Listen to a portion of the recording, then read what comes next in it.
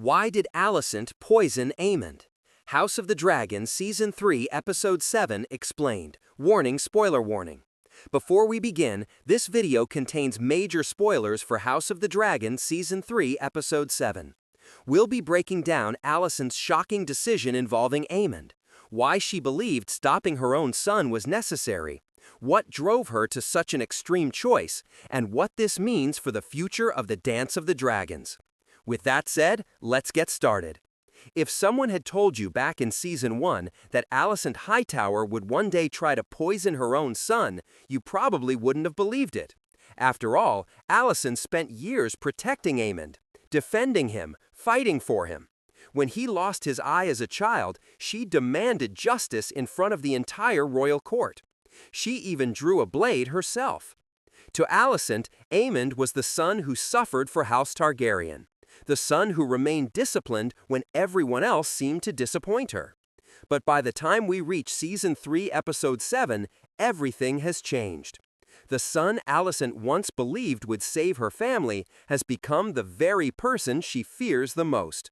So, why did Alicent poison Aemond? Was it revenge? Was it political ambition? Or was it the only choice she believed she had left? Let's break it all down. To understand Alicent's decision, we first need to understand how differently she sees Aemond now.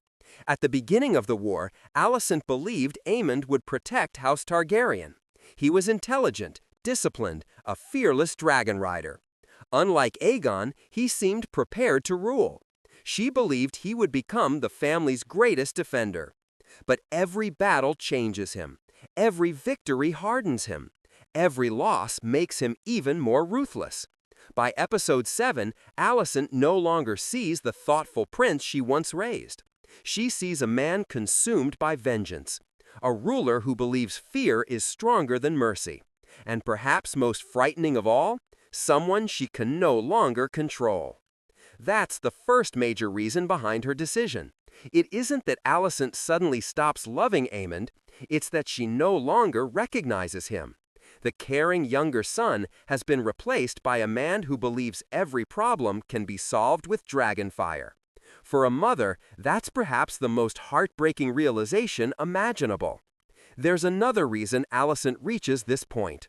Aemond has become dangerous, not only to his enemies, but to everyone around him. Throughout the war, he repeatedly ignores advice. He dismisses the concerns of his own allies. He believes only his judgment matters.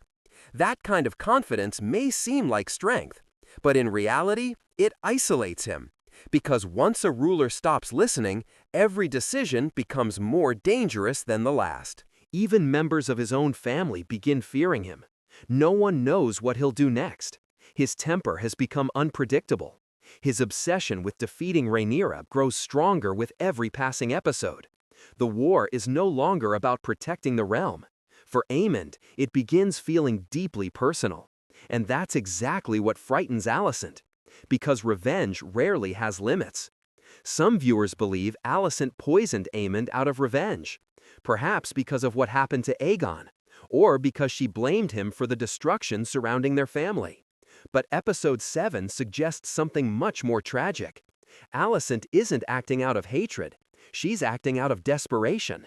She believes that if Aemond continues leading the war, thousands more innocent people will die.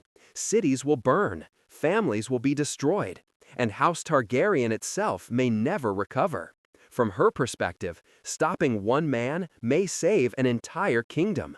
That leads us to the emotional heart of the episode. For perhaps the first time, Alicent chooses duty over motherhood.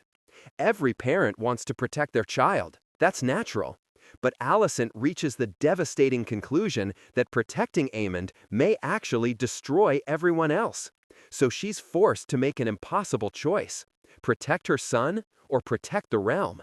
No mother should ever face that decision, yet that's exactly where the Dance of the Dragons has brought her. There's another fascinating question. Why poison? Why not confront Aemond directly?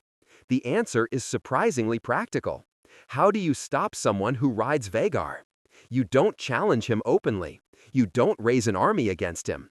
You certainly don't try to fight the largest dragon in the world. Poison is silent, invisible, unexpected. It avoids open conflict. It avoids bloodshed. And most importantly, it gives Aemond almost no opportunity to retaliate.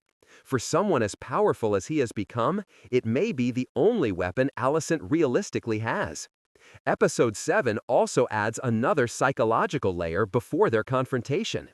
Just before Alicent arrives, Aemond experiences a disturbing hallucination connected to Aelys rivers. Reality begins blending with visions, guilt, fear, and prophecy. Everything becomes increasingly difficult to separate. Whether Aelys is manipulating him or simply exposing emotions already buried inside him, the result is the same. Aemond appears mentally exhausted, emotionally unstable, and more isolated than ever before. That sequence raises an interesting question. Did Alicent choose this moment because her son was vulnerable? Or did she simply realize this was her last chance before he became completely unreachable? The show leaves that open for interpretation. Perhaps the greatest irony of all is how far these characters have come. Years earlier, Alicent demanded justice because someone took Aemond's eye. She believed her son deserved protection. She believed the realm had failed him. Now, years later, she's the one willing to end his life. Not because she stopped loving him, but because she believes the boy she fought so hard to protect no longer exists. That's one of the most tragic character reversals in the entire series. It shows just how completely the Dance of the Dragons destroys families from within. There's another heartbreaking detail hidden beneath this entire storyline. Alicent isn't trying to save Rhaenyra. She isn't choosing Team Black over Team Green. She's trying to save what's left of Westeros. By this point, the war has consumed almost everyone she loves. Friends are dead, children are broken, the kingdom is starving. Every victory creates another tragedy. Perhaps Alicent has finally realized there may not be a true winner anymore, only survivors. And stopping Aemond, in her mind, may be the last chance to prevent total destruction. Final thoughts.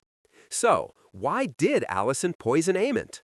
Not because she hated him, not because she wanted revenge, and not because she stopped loving her son. She poisoned him because she believed the son she once knew was already gone. The thoughtful boy who claimed Vhagar had become a prince consumed by vengeance, power, and war. Alicent realized something no mother ever wants to admit. Sometimes, the person you love most can become the greatest danger to everyone else. And when that happens, duty can demand the impossible. Perhaps that's why Episode 7 feels so devastating. This isn't the story of a mother betraying her son. It's the story of a mother sacrificing her own heart because she believes it's the only way left to save the realm.